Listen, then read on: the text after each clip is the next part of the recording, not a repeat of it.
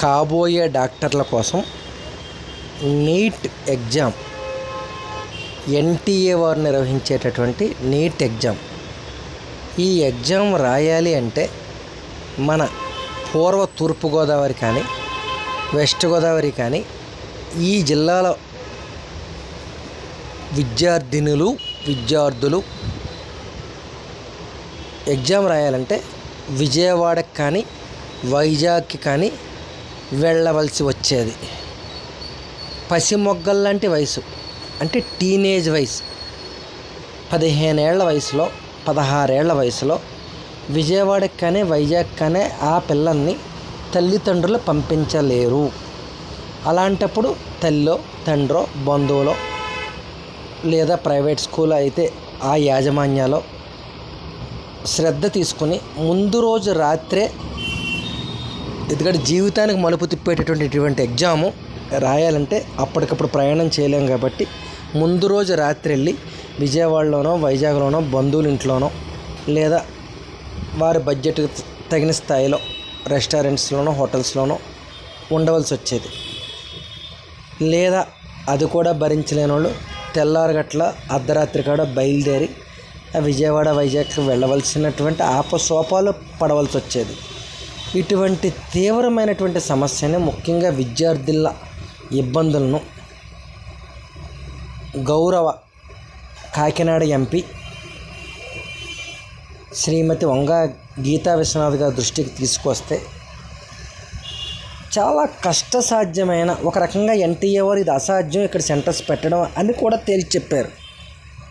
అటువంటి దాన్ని నా యొక్క గోదావరి ప్రాంతం, నా యొక్క కాకినాడ నియోజకవర్గ ప్రజలే కాదు, పిఠాపురం నియోజకవర్గ ప్రజలే కాదు, నా ప్రాంత ప్రజల విద్యార్థులు ఎవరు ఇబ్బంది పడకూడదు కాబట్టి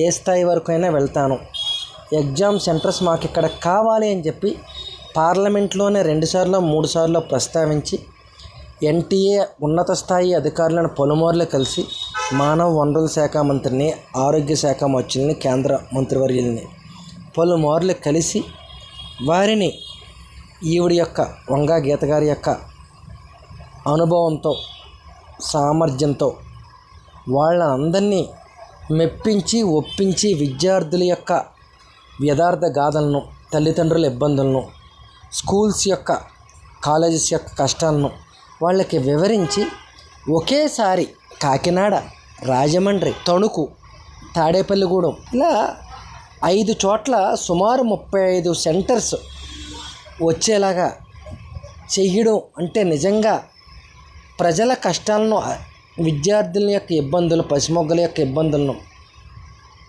బాధ్యతతో తెలుసుకొని మానవత్వంతో స్పందించి విద్య యొక్క ఆవశ్యకత, విద్య యొక్క విలువ తెలుసుకుని వాళ్ళకి దాన్ని తీసుకురావడం నిజంగా చాలా గొప్ప విషయం. నిజంగా ఎగ్జామ్ సెంటర్స్ తీసుకొచ్చి పెద్ద ఊరటనిచ్చినటువంటి మేడం వంగా గీత గారికి చాలా చాలా కృతజ్ఞతలండి. ధన్యవాదాలు. నమస్తే అండి.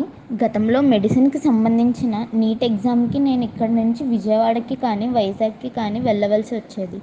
అప్పుడు మళ్ళీ మాతో పాటు మా పేరెంట్స్ని తీసుకుని ముందు రోజు వెళ్ళవలసి వచ్చేది.